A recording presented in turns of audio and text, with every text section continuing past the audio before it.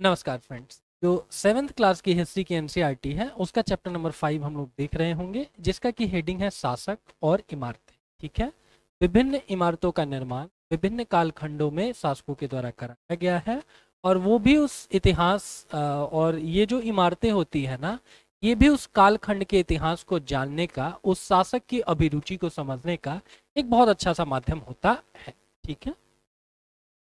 तो फर्स्ट में ही देखिए क्या लिख रखा है कि कुतुब मीनार का निर्माण हम लोगों ने लास्ट चैप्टर में कुछ देखा हुआ था कि कुतुबुद्दीन ऐबक ने लगभग 1199 में इसका निर्माण करवाया था। हावेवर इंडियन कॉन्टेक्स्ट में देखा जाए तो 1206 से लेकर के 1210 तक इस व्यक्ति का शासनकाल माना जाता है। ठीक है। और इसके ऊपर कुछ कुछ चीजें लिखवाई गई हैं इस्लामिक स्कॉलर्स के द्वारा, जो जिसकी भाषा कौन सी है, तो अरबी है। ठीक है। लास्ट क्लास में भी लोग बात कर रहे थे कि अंग्रेजों के आने के बावजूद भी अरबी, यहाँ के लोगों के अरबी और फारसी यहाँ अभी भी प्रचलन में था। ठीक है। मीनार का जो बाहरी हिस्सा है वो घुमावदार है और कोणीय है। ठीक है। दैट मीन्स कि सिलेंडर की तरह से घुमावदार, मतलब कोई वो सच रेक्टेंगुलर या स्क्वायर शेप में नहीं बना हुआ है, बल्कि वो सिलेंडर के शेप में बना हुआ है। ठीक है। और ऐसी सतह पर अभिलेख लिखने के लिए काफी परिशुद्धता की आवश्यकता होगी, और जो योग्य कारीगर होंगे वो ही इस तरीके के कार्यों को संपन्न कर पाते होंगे। ठीक है।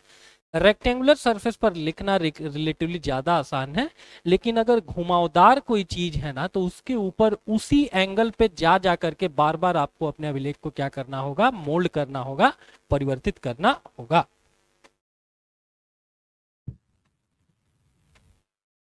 एक और हिस्टोरिकल फैक्ट देखिए क्या लिख रखा है। जो इसकी पहली मंजिल का निर्माण है वो कुतुबुद्दीन ऐबक के द्वारा करवाया गया है।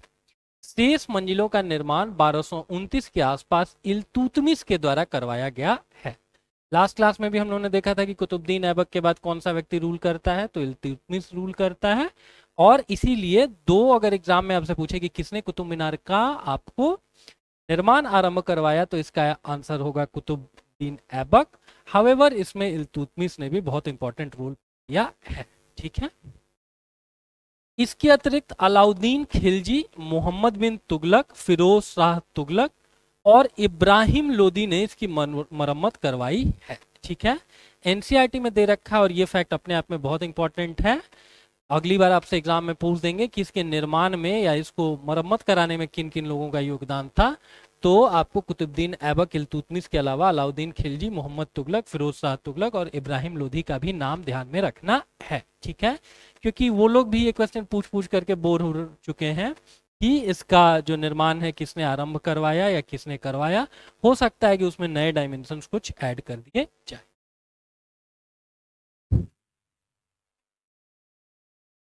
अगले में आपके एग्जामिनेशन पॉइंट ऑफ व्यू से एक ही फैक्ट इंपॉर्टेंट है कि आगरे के किले का निर्माण किसने करवाया है, तो आपको अकबर ने करवाया है। जिस तरीके से दिल्ली में लाल किले के निर्माण के लिए शाहजहां को जाना जाता है, ठीक वैसे ही आपको आगरे किले के निर्माण के लिए किसको जाना जाता है, अकबर को जाना जाता है। ठीक है। और जितना घनिष्ठ संबंध मुगलों का दिल्ली से रहा हुआ है, उतनी ही घनिष्ठता इनकी आपको आगरे वगैरह से भी थी। और आरंभ के दिनों में जैसे अकबर जैसे जो शासक है ना, ये आगरे से ही बहुत स्पेसिफाई होकर के बोले तो रूल करते थे। ठीक है।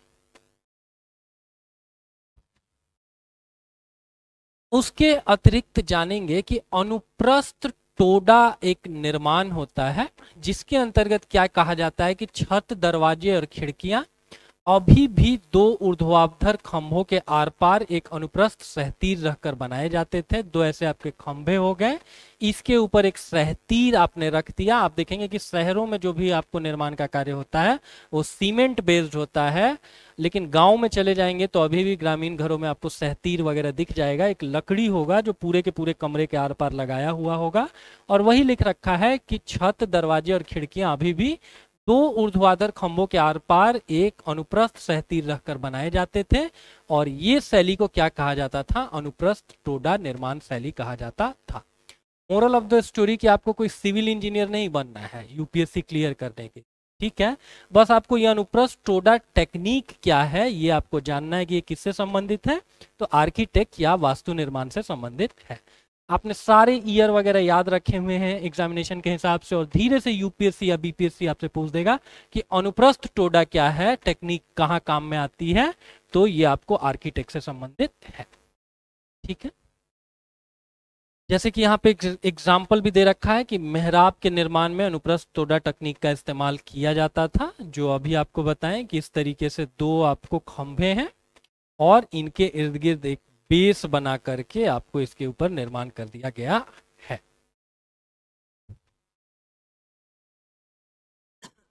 उसके अगले में आ जाइए। 11वीं शताब्दी के प्रारंभ में मंदिर निर्माण की क्या विशिष्ट शैलियां चलती थी वो जानेंगे। शिव की स्तुति में बनाए गए कंदरिया महादेव मंदिर का निर्माण चंदेल राजवंश के राजा धंगदेव के द्वारा 999 ईस्वी में किया गया था। ईयर नहीं याद रख पा रहे हैं तो भी चलेगा, हाउएवर ये आपसे अक्सर पूछा जाता है कि ये कंदरिया महादेव ये कहां पर है, तो ये एमपी में है। ठीक है, निर्माण किस राजवंश ने करवाया, तो चंदेलों ने करवाया। और किस स्पेसिफिक शासक ने करवाया अगर ये पूछ रहे हैं तो दैट मीन्स धंगदेव ने करवाया है।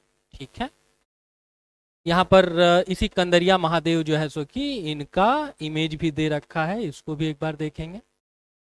इसके अतिरिक्त देखिए क्या लिख रखा है कि जो भी प्रमुख देवता होते थे ना, उनकी जो मूर्ति होती थी वो मुख्य मंदिर या गर्भगृह में रखी जाती थी। ठीक है, मंदिर का सबसे इंपॉर्टेंट प्लेस माना जाता है गर्भगृह को। आज की तरफ प्राचीन जो हमारे मंदिर है ना, वो सेल्फी लेने की जगह नहीं थी। ठीक है, वहां एक ही लाइट सोर्स रखा जाता था, वो भी मुख्य देवता के पीछे से आपको वो प्रकाश आता था, ताकि, और बाकी कमरे में अंधेरा होता था, ताकि आप मैक्सिमम कोरिलेट करें अपने अपने आराध्य देवता के साथ। ठीक है, और कोई आपका डिस्ट्रैक्शन ना हो और कहीं पर आपका ध्यान ना लग जाए। दैट्स द एग्जैक्ट रीजन कि बाकी कमरे में अंधेरा रखा जाता था, कुछ आपको दिखेगा ही नहीं तो आपका ध्यान नहीं भटकेगा। अगर एक अंधेरे कमरे में केवल अगर आपको एक मूर्ति ही नजर आ रही है तो आप मैक्सिमम कहां पे कंसंट्रेट कर पाएंगे, वही अपने आराध्य देवता के चरणों में। ठीक है, तो गर्भगृह क्या होता था, मुख्य मंदिरों का जो सबसे इंपॉर्टेंट भाग था उसको, और वहां पर प्रमुख देवता की मूर्ति रखी जाती थी। इसीलिए हिंदू में अभी भी बोला जाता है ना कि किसी भी मंदिर प्रांगण में जा करके ना आपको किन्हीं के चरण स्पर्श नहीं करने चाहिए, क्योंकि ऐसा माना जाता है कि वो मंदिर उस स्पेसिफिक देवता के लिए डेडिकेटेड है, वहां पर सबसे इंपॉर्टेंट वही है। And that's the exact reason कि वहां पर आपको किसी अन्य के पांव वगैरह नहीं छूने चाहिए। ठीक है, तो ये चीज देखेंगे। उसके अगले में देखिए, यहाँ पर मंदिरों में महामंडप होते थे, जो कि मुख्य सभा भवन होते थे, जहां नृत्य का आयोजन वगैरह भी होता था। मंदिर अपने आप में केवल धार्मिक दृष्टिकोण से महत्वपूर्ण नहीं थे। ठीक है, इनका अपना ही एक सांस्कृतिक महत्व भी था। तो इनके आगे जो एक सभागार होता था, महामंडप होता था, वहां पर विभिन्न प्रकार के सांस्कृतिक कार्यक्रम जैसे नृत्य आदि का भी आयोजन किया जाता था। And that's the exact reason कि आज के समय में कॉम्पिटिटिव एग्जाम्स आपको सिविल सर्विसेज का निकालने के लिए कॉन्सेप्चुअल चीजों को ज्यादा जानने की जरूरत है फैक्चुअल चीजों से। ठीक है,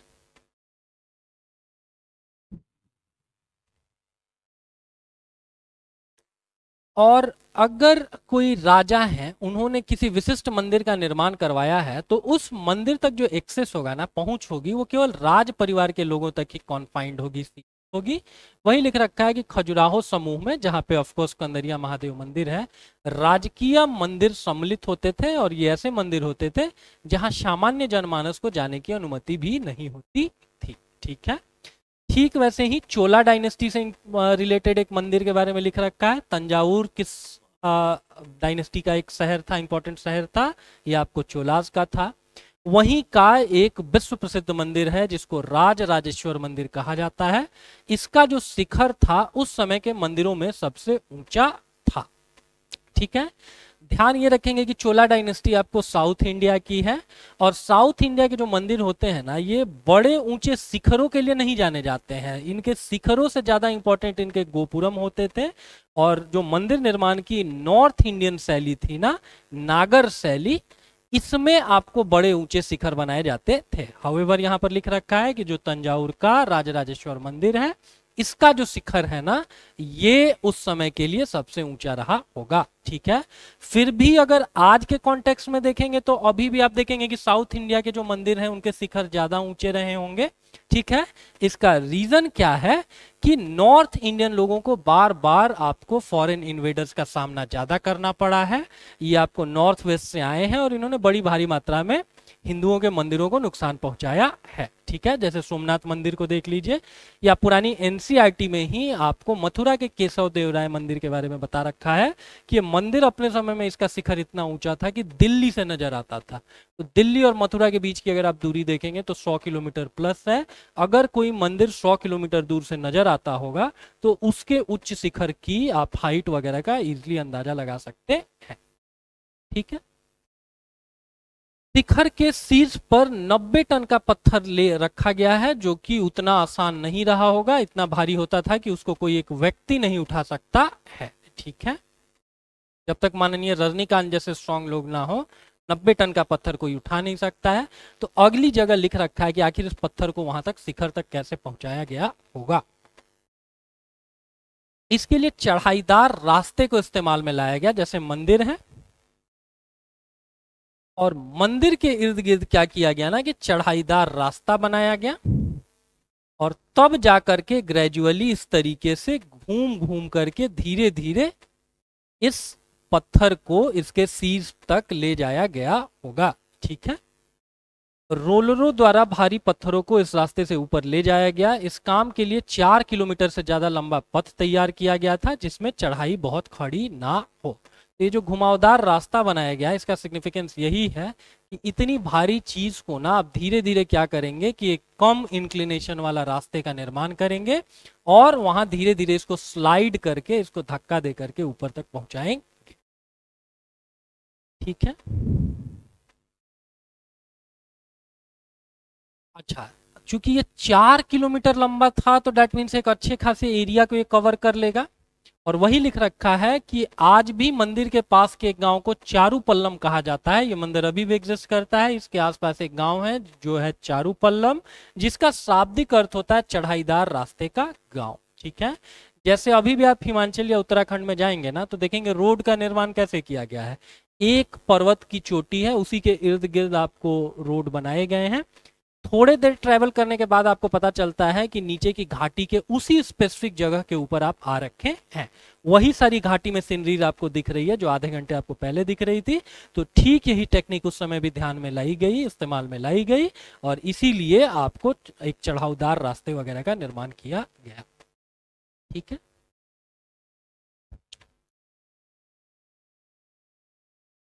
वही यहाँ पर लिख रखा है कि आप यह समझ सकते हैं कि राजराजेश्वर मंदिर का शिखर कंदरिया महादेव मंदिर के शिखर से दुगना ऊंचा है। ठीक है, तो इसका एक रीजन ये भी है कि नॉर्थ इंडिया पे बहुत ज्यादा इन्वेजन हुआ है और इन्हीं आक्रमणकारियों ने समय समय पर हमारे मंदिरों को भी नुकसान पहुंचाया है।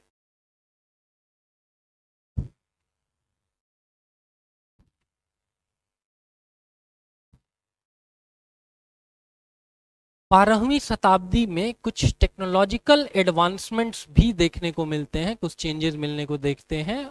जैसे 12वीं शताब्दी में 2 प्रौद्योगिकी एवं शैली संबंधी परिवर्तन दिखाई पड़ने लगते हैं। दरवाजों और खिड़कियों के ऊपर की अधिरचना का भार कभी कभी मेहराबों पर डाल दिया जाता था और वास्तुकला का यह एक चापाकार रूप था। ठीक है, इसके अतिरिक्त आपको मेहराब का एक विशुद्ध रूप कहाँ देखने को मिलेगा तो अलाई दरवाजे के पास। ठीक है, और यह अलाई दरवाजा कहाँ पर है तो कुतुब उल इस्लाम मस्जिद दिल्ली के पास है। ठीक है, अलाउद्दीन खिलजी ने बनवाया था अलाई दरवाजा, इसको नोट डाउन कर लेंगे। कहाँ पर ये एग्जिस्ट करता है तो कुव्वत उल इस्लाम मस्जिद जो कि कुतुब मीनार परिसर में ही है, वहां पर ये आपको एग्जिस्ट करता है। तो दैट्स द एग्जैक्ट रीजन कि हम आपको बार बार बताते हैं कि आपका 30 से 40% सिलेबस एनसीईआरटी के द्वारा कवर होगा। हाउएवर एग्जाम में जो भी नए क्वेश्चन पूछे जाएंगे ना वो आपको इन्हीं एनसीईआरटी से होगा। ठीक है, जैसे थोड़ी देर पहले हम लोगों ने एक अनुप्रस्थ ट्रोडट तकनीक के बारे में जाना। हो सकता है कि आपको सारे ईयर याद हो और ये नहीं याद हो तो आपका एग्जाम चलने के चांसेस धूमिल हो जाएंगे।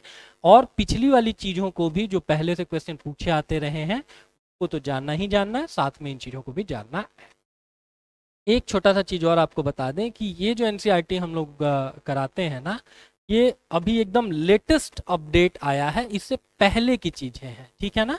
एक लेटेस्ट आपको एनसीईआरटीज में अपडेट किया गया जिसमें बहुत सी काम की चीजें बहुत कॉन्फाइंड, बहुत कॉन्साइज्ड कर दिया गया है। ये उसके पहले की एनसीईआरटी है, ठीक है ना। तो हो सकता है अभी अगर आप साइट से डाउनलोड करने जाएंगे तो इन दोनों एनसीईआरटीज में थोड़ा आपको को मिलेगा, लेकिन क्योंकि कुछ चीजें एनसीईआरटी से हटा दी गई हैं। हाउएवर ये हटाई गई चीजें भी आपसे कॉम्पिटिटिव एग्जाम में पूछी जाएंगी, पूछी जाती रही हैं, and that's the exact reason कि थोड़ा अभी लेटेस्ट जो अपडेट आया है उससे थोड़ा पहले की एनसीईआरटी में है, ठीक है। तो कभी कभी क्या होगा कि एनसीईआरटी में लेटेस्ट अगर आप डाउनलोड करने जाएंगे तो चैप्टर का ऑर्डर आपको चेंज मिल सकता है, ठीक है।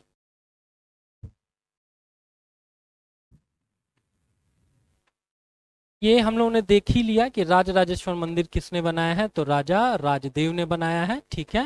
जो राजा राजदेव का भी ईश्वर है वो राजराजेश्वर है। और ये भी ध्यान में रखेंगे ये किस देवता को समर्पित है, तो ये चोला डायनेस्टी का ये जो मंदिर है ये भगवान शिव को डेडिकेटेड है, ठीक है। नॉर्थ इंडिया देखेंगे तो आपको मोर और लेस ज्यादा वैष्णवाइट है, हालांकि शंकर जी में भी उतनी ही आस्था है यहाँ के लोगों की। और साउथ इंडिया में अगर आप जाएंगे तो वहां पर शैव कल्चर ज्यादा प्रिवेलेंट या ज्यादा प्रचलित है, ठीक है।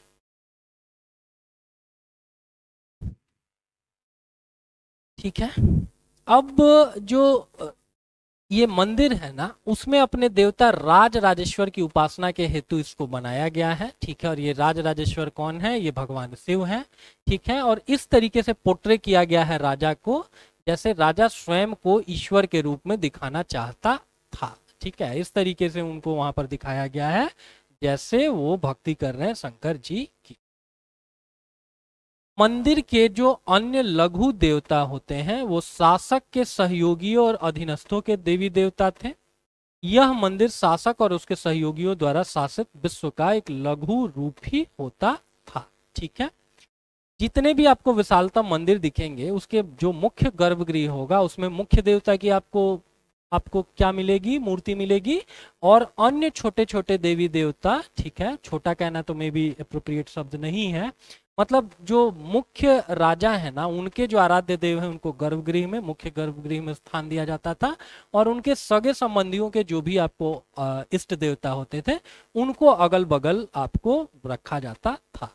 एग्जाम्पल देखना है तो अभी दुर्गा पूजा का पंडाल देख लीजिए, ठीक है। दुर्गा जी की मूर्ति आपको गणेश जी, कार्तिकेय जी, लक्ष्मी जी और सरस्वती जी के मुकाबले थोड़ी बड़ी बनाई जाती है, ठीक है। ये इस चीज को नहीं इंगित करता है कि इन चारों देवी देवताओं का हमारे जीवन में कम महत्व है, बल्कि बस इस चीज को इंडिकेट करता है कि ये जो 10 दिन है ना वो स्पेसिफिकली दुर्गा जी की आराधना को डेडिकेटेड है। तो ये कहानी थी। और मंदिर निर्माण की ऐसी शैली को जिसमें मुख्य देवता होते थे और इर्द गिर्द 4 आपको अन्य देवी देवता भी रखे जाते थे, इनको पंचायतन कहा जाता था, ठीक है, पंचायतन कहा जाता था। इसके अतिरिक्त और क्या जानेंगे इस एनसीईआरटी में, अपनी नई राजधानी शाहजहां जहानाबाद किसने बनाया, शाहजहां ने बनाया, ठीक है। और वहीं पर जामी मस्जिद भी बनवाया, ठीक है। शाहजहानाबाद ये कोई बिहार का जहानाबाद नहीं है, दिल्ली में ही अवस्थित है, ठीक है। तो एग्जाम में पूछेंगे शाहजहानाबाद किसने बनवाया, शाहजहां ने, या ऐसे पूछ देंगे कि किसने अपनी राजधानी के लिए एक अलग शहर का निर्माण कराया, तो शाहजहां। और यहीं पर इसने जामी मस्जिद वगैरह बनवाया, ठीक है। उसके अगले में फारसी इतिहास, दरबारी इतिहासकारों में सम्राट का वर्णन किया जाता था अल्लाह की परछाई के रूप में, ठीक है। जो भी इतिहासकार हैं, जो भी चाटुकार हैं, जिनका भी ब्रेड एंड बटर ही इस चीज के ऊपर चल रहा है कि राजा जी क्या करेंगे कि हमको टाइम टू टाइम अच्छा ग्रांट देंगे, वो अपने राजा के सम्मान में बढ़ा चढ़ाकर बातें लिखेगा। और वही लिख रखा है कि राजा को हमेशा पोर्ट्रे किया जाता था अल्लाह की परछाई के तौर पर, जिसके लिए एग्जैक्ट शब्द क्या इस्तेमाल में लाया जाता है, जिल्ले इलाही, ठीक है। ईश्वर की जो आपको भौतिक छाया होती है धरती पर वही आपको सुल्तान या सम्राट या राजा होता है, ठीक है। और बलबन इस चीज को बहुत स्ट्रांगली फॉलो भी करवाता था, ठीक है। वो अपने को कहलवाता था आप ये मत भूल जाओ कि हम ईश्वर के प्रतिनिधि हैं, ताकि आप मेरे खिलाफ कोई कॉन्स्पिरेसी वगैरह मत करो, ठीक है। तो इसीलिए उसने लौह और रक्त की नीति को बहुत स्ट्रांगली फॉलो किया, फॉलो करवाया, और अपने को वो क्या करता था कि जिल्ले इलाही कहलवाता था। ठीक है।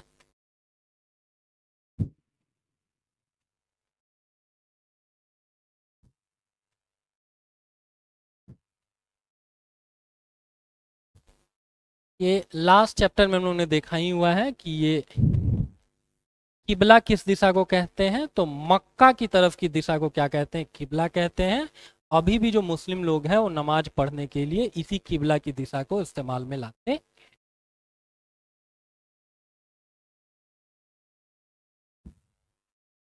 यहाँ देखिए एक और इम्पोर्टेंट सा टर्म दे रखा है, बाकी इसमें बहुत सी फालतू की कहानियां भी लिख रखी हैं जो आपके एग्जामिनेशन पॉइंट ऑफ व्यू से नहीं इंपॉर्टेंट है।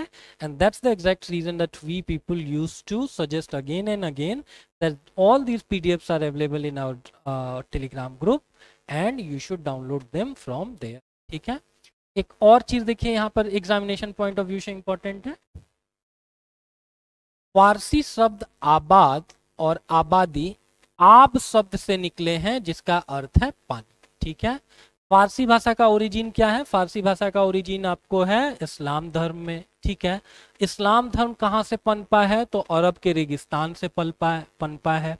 तो अरब जगत का जो भी रेगिस्तान होगा वहां पर देखेंगे कि लोग पानी के लिए मारे मारे फिरेंगे। जो आपके लिए सबसे इंपॉर्टेंट खजाना होगा ना वो पानी होगा। ठीक है। खाने के बिना आप 4, 10, 15 दिन सरवाइव कर सकते हैं, लेकिन हम लोगों में से कोई सा भी व्यक्ति पानी के बिना सरवाइव नहीं कर सकता है। ठीक है। यही रीजन है कि आप देखेंगे कि बिहार में छठ धर्म की ज्यादा मान्यता है। ठीक है। और सबसे डिफिकल्ट पर्व भी माना जाता है क्योंकि उन 2-3 दिनों के दौरान पानी पीना भी क्या होता है, प्रोहिबिटेड होता है। ठीक है। तो ये अगर आपसे पूछ देंगे कि ये जो आबाद शब्द है ये किससे निकला है, आब से निकला है, और आब मतलब क्या होता है, पानी होता है। ठीक है। अरब जगत के रेगिस्तान या किसी भी रेगिस्तान में पानी सबसे इंपॉर्टेंट होता है और पानी ही डिसाइड करता है कि आप उस जगह को सरवाइव कर पाएंगे या नहीं। ठीक है। तो आबादी मतलब लोगों का रहना, लोग कहाँ रहेंगे, जहाँ एम्पल मात्रा में आपको पानी वगैरह मिले।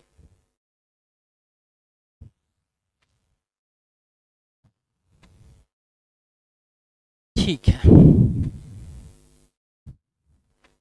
इसके अगले में देखिए, सुल्तान इल्तुतमिश ने दिल्ली एक कोहना, इस शहर का निर्माण किसने करवाया था, इल्तुतमिश ने। लास्ट चैप्टर में हम लोगों ने देखा हुआ है कि एकदम निकट एक विशाल तालाब का निर्माण करवाया। इस विशाल जलाशय को हौजे सुल्तानी अथवा राजा का तालाब कहा जाता था। एग्जाम में आपसे पूछेगा हौजे सुल्तानी या राजा का सुल्तान, राजा का तालाब कहाँ पर अवस्थित है, दिल्ली में। बनवाने वाला कौन है, तो इल्तुतमिश है। ठीक है। ये राजा का तालाब करके तो नहीं पूछेगा, लेकिन एग्जाम में पूछते हैं कि हौजे सुल्तानी किसने बनवाया, इल्तुतमिश ने बनवाया। और लास्ट क्लास की कहानी कि दिल्ली एक कोहना जो है सो की किसने बसाया, तो इल्तुतमिश ने बस। ठीक है। ठीक वैसे ही, क्योंकि पुराने समय में देखेंगे ना कि एक बड़ी आबादी को उस समय इतने ये डेवलप टेक्नोलॉजी नहीं होगी कि पाइपलाइन के द्वारा कहीं का पानी आप कहीं पहुंचा देंगे। ठीक है। जैसे आप देखेंगे कि यमुना जी के पानी को ही कई जगह पर डिस्ट्रीब्यूट किया जाता है। अभी बिहार में भी आप देखेंगे ऐसी ही एक योजना के अंतर्गत गंगा का पानी जो है राजगीर तक पहुंचाया जा रहा है।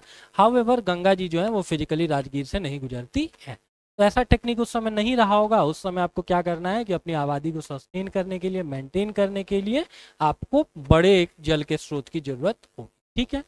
वैसा ही एक एग्जाम्पल लिख रखा है जो सिख धर्म के लिए जो सबसे पवित्र जगह है हरमंदिर साहिब, और उसका पवित्र सरोवर। और ये हरमंदिर साहिब जिसको कि स्वर्ण मंदिर भी कहते हैं, ये कहाँ पर है, तो ये सिखों का जो सबसे पवित्र स्थान है ये आपको अमृतसर में है। ठीक है। अक्सर मूवीज वगैरह में ये आपको दिख जाएगा। और जानबूझ करके जो सिख धर्म के आदरणीय गुरु लोग हैं उन्होंने यहाँ पे अकाल तख्त यानी ईश्वर के बैठने का जो स्थान है ना उसको ज्यादा ऊंचा रखवाया था मुगल शासकों से। ये इंगित करवाने के लिए, इस चीज को डिनोट करने के लिए कि ईश्वर का दर्जा किसी भी सुल्तान, किसी भी राजा से ऊपर होता है। ठीक है।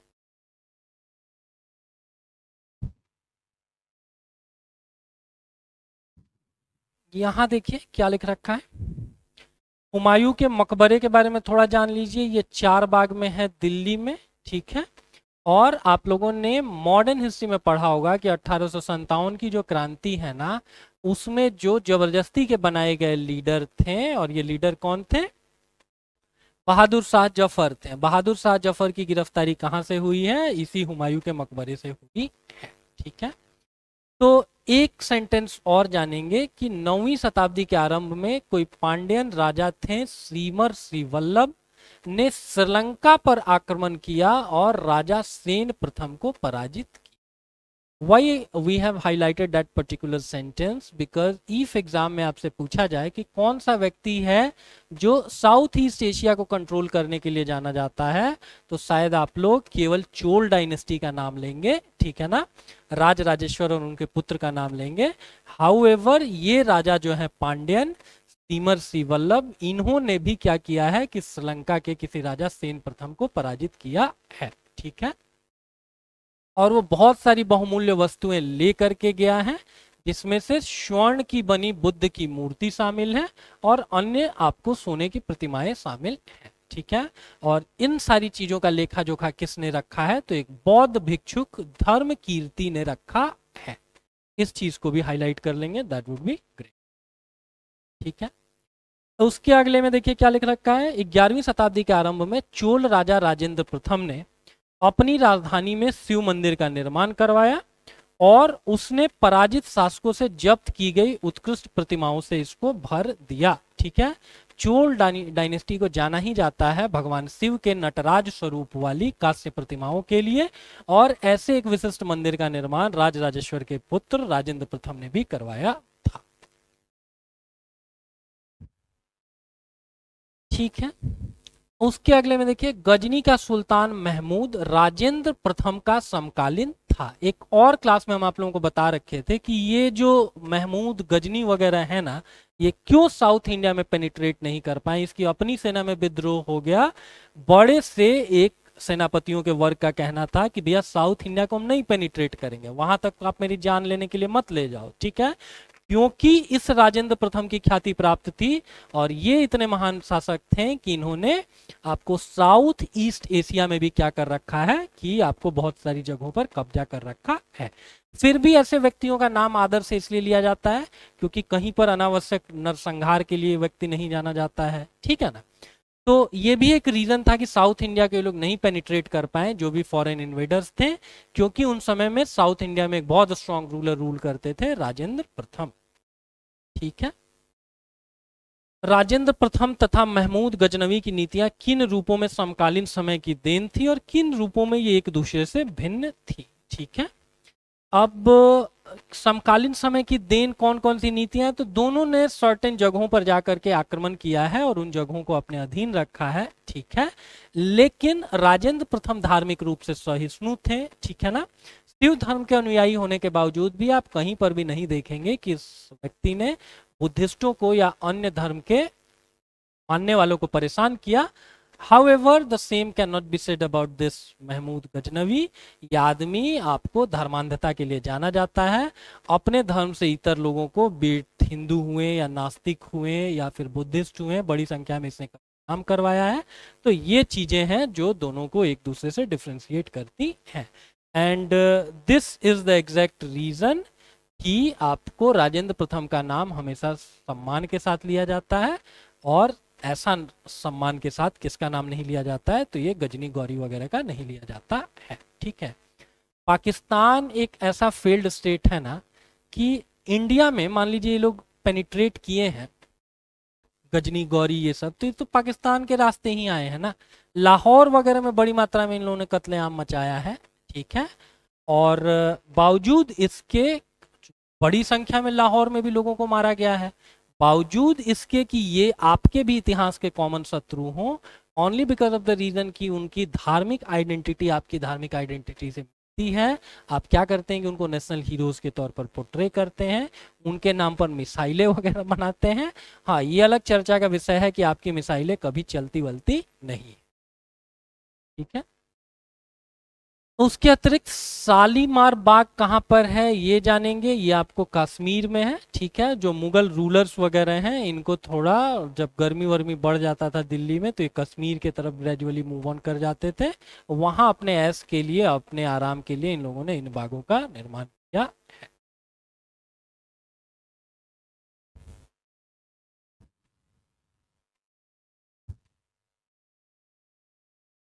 बागों के लिए जाना जाता है, देखिए बाबर, इसने अपनी आत्मकथा तुझके बाबरी है, ठीक है।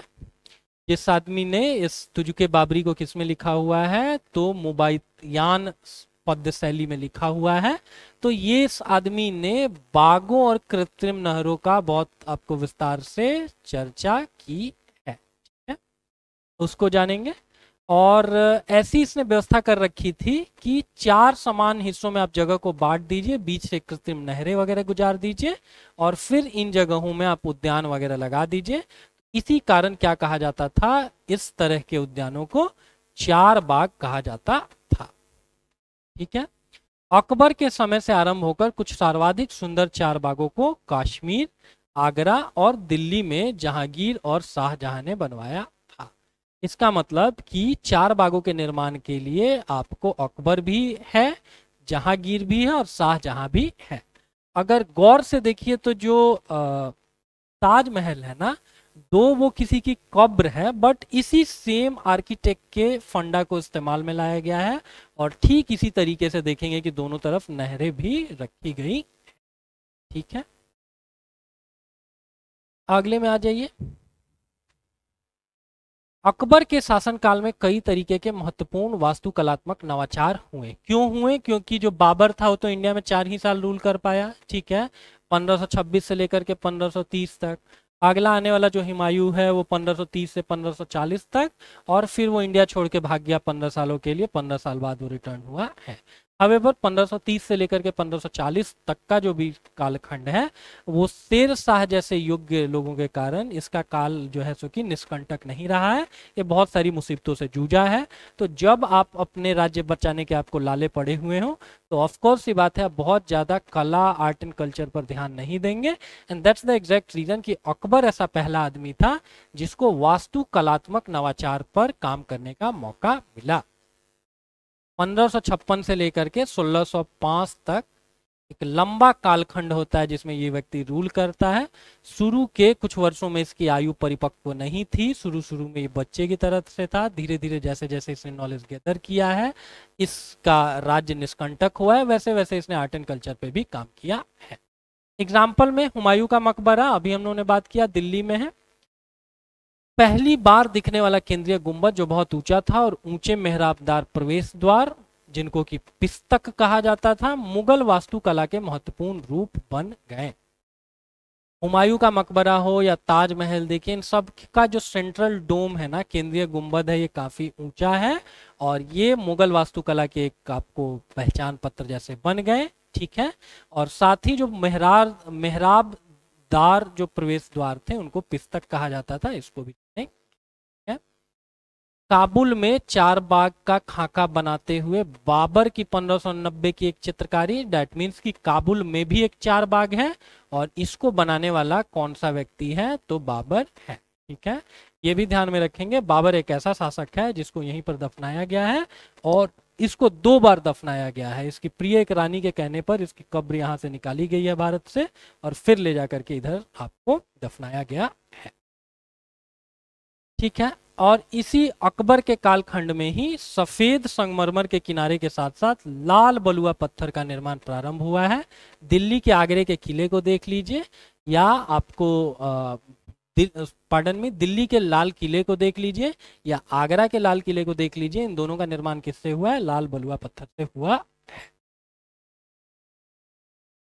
ये हुमायूं का मकबरा देख सकते हैं, ठीक है। आप लोगों में से कोई दिल्ली वगैरह गया हुआ होगा तो उसने विजिट किया होगा, ठीक है।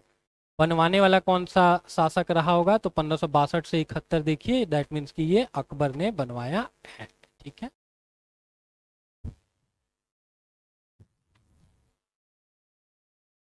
दिल्ली में दीवाने आम क्या होता था, जहां पर जो शासक होता था, राजा होता था, वो आम जनता के साथ कम्युनिकेट करता था। 2 तरीके का इनका दरबार होता था, एक दीवाने आम और एक दीवाने खास। दीवाने खास जहां पर राजा अपने कुटुंब के लोगों के साथ या इंपॉर्टेंट लोगों के साथ डिस्कस करता था, और आम जनता के लिए आपको खोला गया था कौन सा चीज, तो दीवाने आम, ठीक है। 1648 लिख रखा है, तो आप लोग हमको कमेंट करके बताएंगे कि 1648 के समय में इंडिया में कौन रूल कर रहा था, और कौन से व्यक्ति ने इस दीवाने आम का निर्माण किया है, ठीक है। क्योंकि ये एग्जैक्ट क्वेश्चन एग्जाम में कई बार पूछा गया है कि दीवाने आम किसने बनवाया। तो आपको बस ये फैक्ट चेक कर लेना है कि 1648 में कौन सा मुगल रूलर आपको रूल कर रहा था, और फिर उसका जवाब आप हमको बताएंगे। ठीक है, यूपीएससी ने देखिए इस फैक्ट के ऊपर क्वेश्चन पूछ रखा है कि पियत्रा ड्यूरा क्या होता है। तो सिंहासन के पीछे ना जड़ाऊ कामों की एक श्रृंखला की गई, जिसमें पौराणिक यूनानी देवता ऑर्फियस को वीणा बजाते हुए चित्रित किया गया था। ठीक है, पियत्रा ड्यूरा पूछा हुआ है कि क्या है। तो जो भी आपका सिंहासन होगा या जो भी आपकी दीवारें होंगी, खासतौर से दीवारें खास जैसे इंपॉर्टेंट जगहों की जो राजा के लिए बहुत विशिष्ट महत्व रखती होंगी, वहां पर बहुत सारी नक्काशी का काम, जड़ाऊ का काम किया गया था, जिसमें आपको सिंहासन पर या दीवालों पर बहुत सारे रत्न वगैरह जड़े गए थे, और इसी काम को क्या कहते हैं, पियत्रा ड्यूरा। एग्जाम्पल के तौर पर देखिए क्या लिख रखा है कि बादशाह के सिंहासन के पीछे पियत्रा ड्यूरा का जड़ाऊ काम की एक श्रृंखला, जिसमें पौराणिक यूनानी देवता ऑर्फियस को वीणा बजाते हुए भी दिखाया गया है। ठीक है,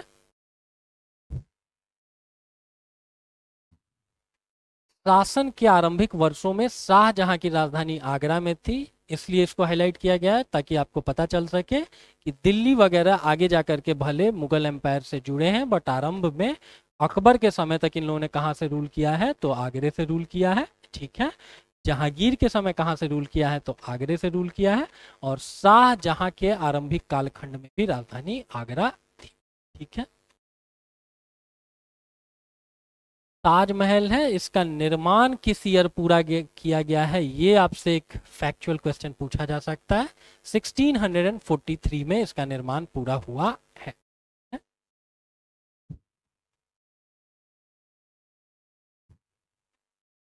बनवाने वाला शाहजहां है, ये तो आपको बताने की जरूरत नहीं है।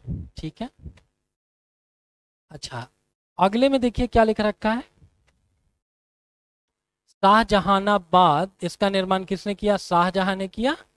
शहर काफी घना बसा हुआ है, और वहीं पर मुख्य मस्जिद, जामा मस्जिद वगैरह वहां पर भी है। ठीक है, और नदी के किनारे इन सारे निर्माणों को किया गया है, और नदी चूंकि उस समय पर ट्रांसपोर्टेशन का भी, या अगर अचानक हमला कर दिया किसी दुश्मन राजा ने तो भाग निकलने का भी बेस्ट आपको ये था, बेस्ट आपको तरीका था। तो इसीलिए उन सारी जगहों के आसपास आप अपने विश्वास पात्र लोगों को रखेंगे, और वही लिख रखा है कि जो शाहजहां था उसके बड़े बेटे दारा सिकोह को ही नदी तक पहुंच मिली हुई थी। ठीक है, इसका सबसे बड़ा बेटा था जिसको औरंगजेब ने आखिर में मरवा दिया, वहां तक केवल आपको दारा सिकोह को ही एक्सेस था। उसके अगले में देखिए क्या लिख रखा है, कई बार आपको बहुत सारी जो संस्कृतियां होती हैं आपस में भी एक दूसरे से चीजें सीखती हैं। जैसे इंडियन से सीखा अरब वालों ने मैथमेटिक्स, इनको गिनने विनने भी नहीं आता था, ठीक है ना, हिसाब किताब नहीं आता था, और इसी नॉलेज को ग्रेजुअली इन्होंने आगे जा करके यूरोपियन जगत तक प्रमोट किया है। वही लिख रखा है कि वृंदावन में बने मंदिरों की वास्तुकला शैली फतेहपुर सिकरी के मुगल महलों से भी कुछ कुछ मिलती जुलती है। रीजन ये हो सकता है कि आगरा और वृंदावन पास पास की जगह। ठीक है,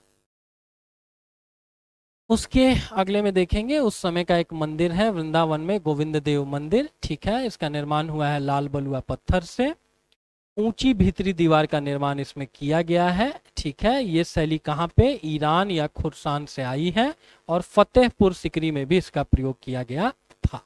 ठीक,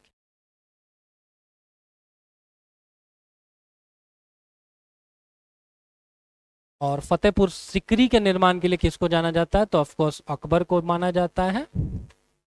यहीं पर जोधाबाई महल का इन लोगों ने चित्र दे रखा है, तो आपको फोटो वोटो नहीं याद रखना है, आपको बस इतना याद रखना है कि जोधाबाई महल कहाँ पर है, तो ये आपको फतेहपुर सिकरी में है। निर्माण कराने वाला कौन सा व्यक्ति है, तो अकबर है। ठीक है, अधिक ऊंचे और हल्के चर्चों के निर्माण की शैली को क्या कहा जाता था, गोथिक कहा जाता था। बहुत ऊंचा रखेंगे और बहुत वजनी रखेंगे तो एक दिन वो कोलैप्स कर सकता है, इसीलिए दुनिया की जितनी भी बड़ी बिल्डिंग्स होती हैं उनके निर्माण में उनके आधार को मजबूत रखा जाता है, उसके बेस में एम्पल बैलेंस दिया जाता है, वेट दिया जाता है। तो वैसे ही 12वीं शताब्दी में फ्रांस में आरंभिक भवनों की तुलना में अधिक ऊंचे और हल्के चर्चों के निर्माण के प्रयास शुरू हुए। इंडिया में भी ये आपको कहाँ देखने को मिलेंगे, तो गोवा वगैरह में देखने को मिलेंगे ऐसे चर्च। और इन हल्के और ऊंचे आपको चर्चों को क्या कहा जाता है, गोथिक कहा जाता है। और कहाँ इनका आरंभ हुआ, तो फ्रांस में आरंभ हुआ। ठीक है, तो इस चैप्टर में प्रीलिम्स के हिसाब से इतनी ही चीजें थी, और बाकी चीजें फिर ग्रेजुअली हम लोग नेक्स्ट चैप्टर में देख रहे हैं। ठीक है।